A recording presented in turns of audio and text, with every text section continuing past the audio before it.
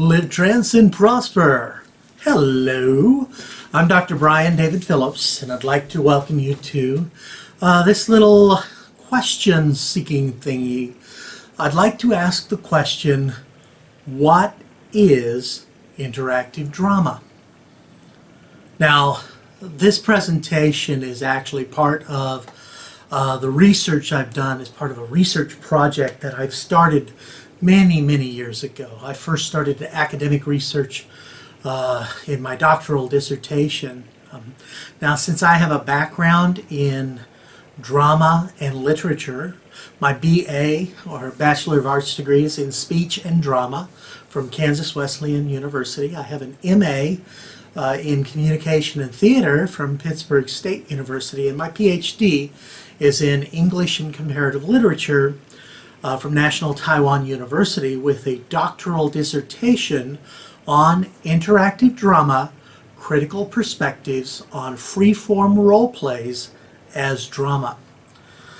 I really enjoy looking into interactive drama and to do formal academic work on the subject. The whys, the wherefores, the wherevers, and what have yous of interactive drama and related activities. Now, this is partly because of my drama background, and I do teach drama. I teach theater, acting, production, and directing. I also teach drama and dramaturgy at the university, and I'm a gamer.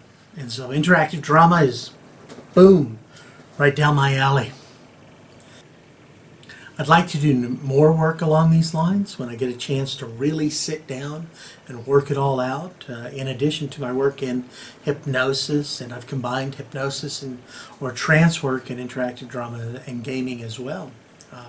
I really would like to see a closer look taken at interactive drama, or if you prefer, interactive drama can also be called standalone scenario based free-form live-action role-playing games. Okay, but it's scenario-based and rather than and theater style rather than the live combat style.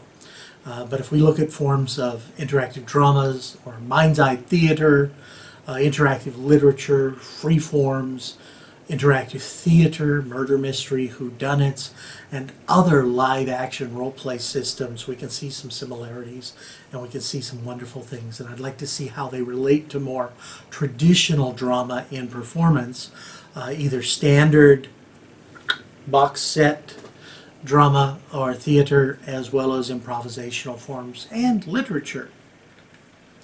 Now, in this short talk, I'd like to go over some ideas and concepts. The first place I'd like to stop is a formal discussion of critical and theoretical perspectives on interactive drama. Specifically, I'd like to take a theoretical look at the interactive literature of interactive drama activities, which carry many similarities to drama, scenario dramas, and improvisational theaters, commedia dell'arte, etc.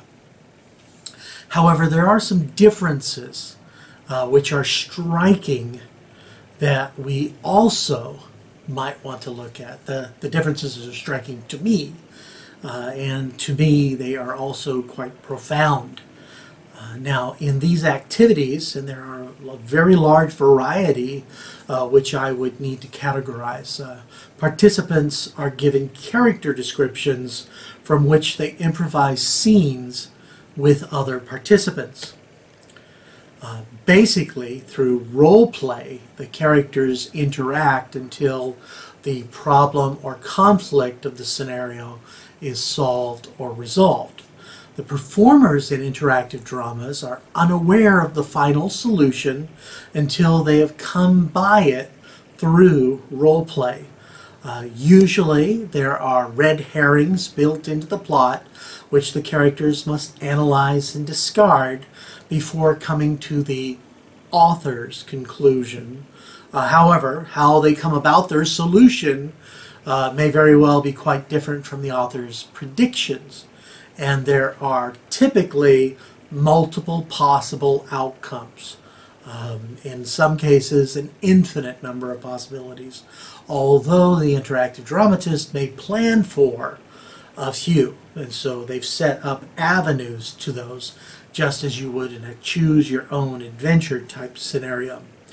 In a nutshell, interactive drama takes some of the early presuppositions behind environmental theater and its desire to break down the invisible wall which separates audience from performer and explodes them by having the audience become the performer, while maintaining the performance of a loose narrative. Now, this explanation of interactive drama and my proposed approach is somewhat simplified here for brevity, because this is a talk on video and we don't have time to do a 57-hour presentation or discussion. Take a course and do that. I don't want to give the impression that there's not much literature involved here. Okay, the scenarios are often quite detailed. Most of the written preparation is as lengthy and as detailed as a play or even a novella. In fact, one published scenario of White Wolf's Mind's Eye theater system, The Elder's Revenge, for the Masquerade setting based upon the vampire tabletop role-playing game world, actually incorporates traditional drama within its construct. The participants role-play characters who must rehearse and perform a play with characters performing characters performing characters. Now, these are not simple theater games or role plays. They tend to be bona fide scenarios of a much more complicated sort. Now, there's a lot here similar to Richard Schechner's environmental theater, except that the play no longer simply involves the audience with the performer, or the audience observing the performance. The audience becomes both performer and actor. There are also some strong parallels to the closed system techniques found in Jacob Levi Moreno's Theater of Spontaneity and psychodrama, parts of which were addressed by National Taiwan University professor Chiu-Ching Jung's Lee's dissertation, What Trick Hast Thou Now? 4 studies of Falstaff. But this problem would be much more directed towards drama theoretics rather than Shakespearean criticism, such as closed performances with actor as audience, except that instead of performing for catharsis and therapy, the participants are performing for pleasure and escapism, albeit there are some elements of catharsis here, but not necessarily for a therapeutic nature. That's not the primary goal of the pieces. Although one group in Australia did experiment with shock drama for cathartic effect, but the nature of the scenarios were usually too graphic and powerful, so organizers shut them down. All right, and you could read, if you read some of my papers on this subject, you'll see some references for those, or go to the Interactive Dramas website and see a lot of discussion on that type of drama as well as other types of interactive drama. I have found a few interactive theater troupes, particularly in the United States, which use interactive drama for performances related to sexual abuse education. And if we take a look at more recent developments in the Scandinavian interactive drama or LARPing communities, we can see some incredibly interesting things that have happened. The Scandinavian groups and their conferences and their journals have allowed a great deal of an explosion, perhaps, in the formal academic study of interactive drama, and they have influenced other groups elsewhere, particularly in the United States, Canada, the UK, and other European nations, as well as somewhat in Australia, although Australia has a long history of independent work and experimental interactive drama, which some of my work has delved into that before, so you can play around with that if you like. But other groups, most groups actually, employ the techniques of interactive drama for purely entertainment motives. Participants in interactive drama or scenario-based theater-style live-action role-playing games usually do not think of themselves as performing a theoretical function. They see themselves as involved in an activity they do for the fun of it. It is their hobby. I find the theoretical implications of what they do to be very, very interesting and extremely exciting stuff. But then I'm an academic. It's who I am. It's what I do. Whoa! And I also use role plays and interactive dramas in educational settings for a number of different reasons. Now, incidentally, I do prefer the term interactive drama or freeform as it is used in the UK and Australia. I prefer those terms. I find them more preferable to LARP or live action role playing as it's used in the United States. Although interactive drama theater is also a very accurate in its description, albeit the term interactive theater seems to have been appropriated by groups experimenting with virtual theater, with live actors and computer-simulated components or environments and objects. So unfortunately also interactive drama, the term, may also be similarly appropriated by those creating a new breed of computer entertainment featuring completely computer-generated actors and stages. But for now, it serves our purposes, and I prefer the term to LARP, which can be confused with live combat games and things like that, or simulationist activities like the Society of Creative Anachronism. Now, naturally, I would like to have all the definitions and the like in my work when I do work on interactive drama, but I tend to just focus on interactive drama itself. Now, contemporary interactive drama, in the sense I'm discussing here, has been around since the late 1960s and early 1970s. Its growth paralleling that of tabletop role-playing games. Actually, many of the troupes have used tabletop RPGs as their source material for their interactive drama scenarios and activities. However, the activity can also be seen to have been around much longer than this. In A Distant Mirror, the calamitous 14th century, historian Barbara Tuchman described games played in the French court in which attendees at a dinner were given papers with a description of a character from the chanson de guest, the do to take care of the guest or the activity of the day, and then played out an unscripted play in the role of that character. For this reason, Gordon Olmsted Dean, who a past president and organizer of the Interactive Literature Foundation, calls the activity a new art, but not a new art form. Interactive drama is indeed new art, and in its relation to drama and to literature. Now, there are several theoretical or critical approaches we could take when examining interactive drama. I'd like to outline a few here.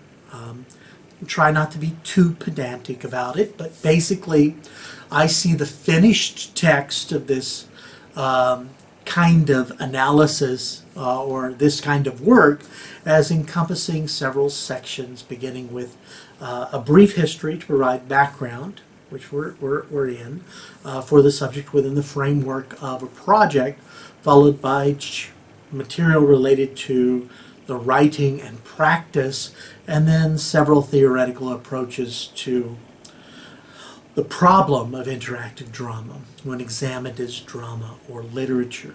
Okay, and I have taught courses in role play at the university and interactive drama, and eventually we'll be doing full graduate seminars on the subject with my own doctoral and master's level students. One of the most obvious critical approaches to interactive drama is as a form of deconstructed drama. In much the same way we now have deconstructive film, deconstructive art, deconstructive architecture, and the like. In fact, these were all central studies in a number of my doctoral seminars that I took from Professor Robert Mayola at National Taiwan University. Yes, that Robert Mayola, long ago when dinosaurs walked the earth, and I was a student, a lowly student looking for his PhD. Now, in practice, interactive drama freeforms do use a method of delivery for the narrative which is fairly deconstructive in nature.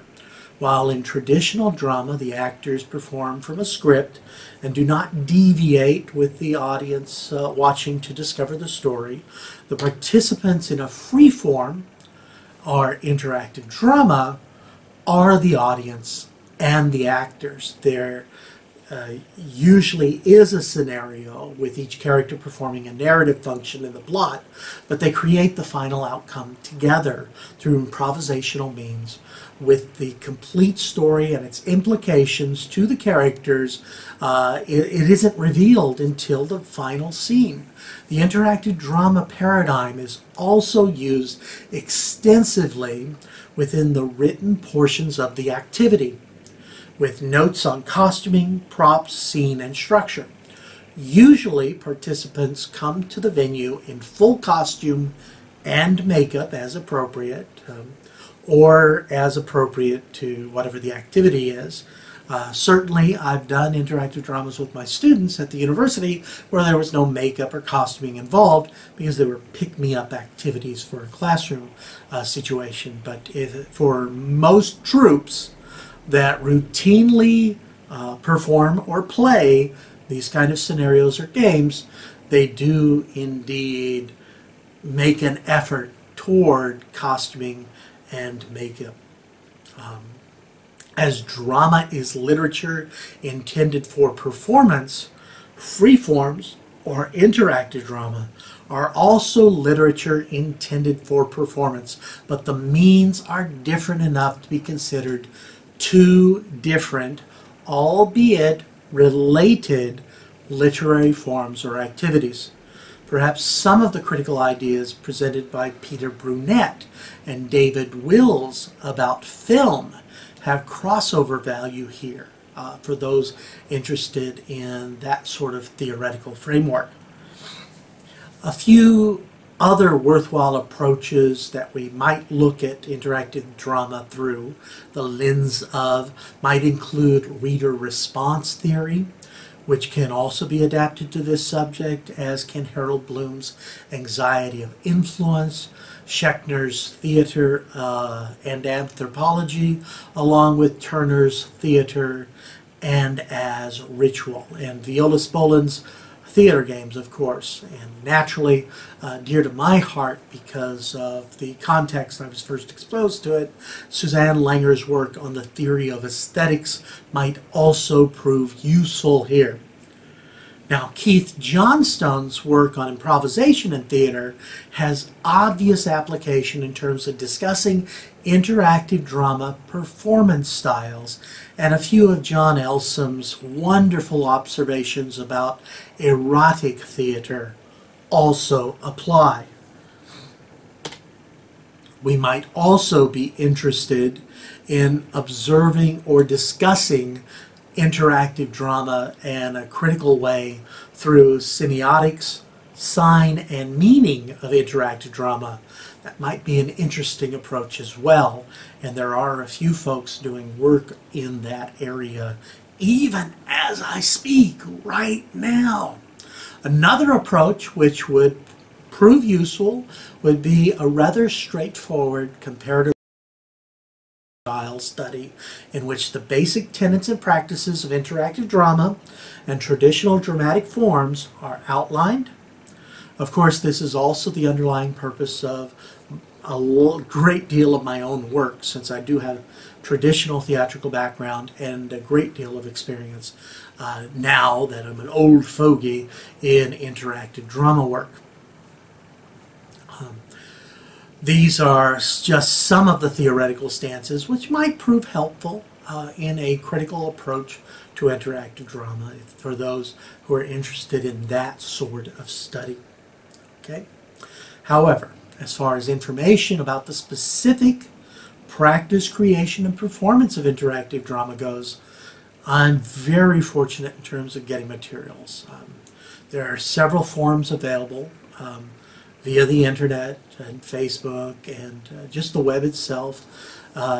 Through these, I was able to, early on in my own work, way back in the early 1990s, late 80s, early 90s, through these channels I could make contact with freeformers in the United States, England, Australia, and elsewhere. And through that, I'm able to build a web page, www.interactivedramas.info, as an archive of interactive drama scenarios. And if you're watching this, and if you've gotten this far, I know that you're serious about the subject. And if you have access to such scenarios and wish to share them, and meaning you also have the rights to share them, please contact me via the website. I'm very happy to take that material. In fact, I also founded an independent, peer-reviewed academic journal in the Journal of Interactive Drama. And each issue, along with academic papers, also includes at least one scenario or review, which you're certainly free to submit to in that respect. So as you can see, my primary information sources are quite robust in this topic, and I've thought a lot about different ways of thinking about interactive drama critically. What is it in terms of a discussion beyond the more simplistic, basic, practical definitions. And of course, I have other videos that you can take a look at regarding that subject, as well as the articles and papers on my website, interactivedramas.info. Not only does this topic fit in with my own research interests and my background in drama, it's also related to similar activities I use with many of the classes I teach as an associate professor at this time at National Zhengshu University in Taipei, Taiwan, including my oral training or conversation classes and my drama and theater classes, as well as a few of the more advanced doctoral and master's level classes in theoretical literature. I also have quite a few publications on similar topics. I've written a regular column for a local magazine. I used to write regularly about LARPing and other forms of games for one of the most popular gaming magazines in Taiwan. But that was years ago. I haven't written for them for quite a while. But my interest is still there, and I hope that you have enjoyed this short talk on this subject. Until I see you next time, please be sure to go to www.interactivedramas.info and have a good one. I almost said www.briandavidphillips.com. You can go there too. It's awesome as well. But this little talk is about the interactive drama aspect of my work. Till I see you next time, this is Dr. Brian David Phillips saying, live trends and prosper. Bye-bye.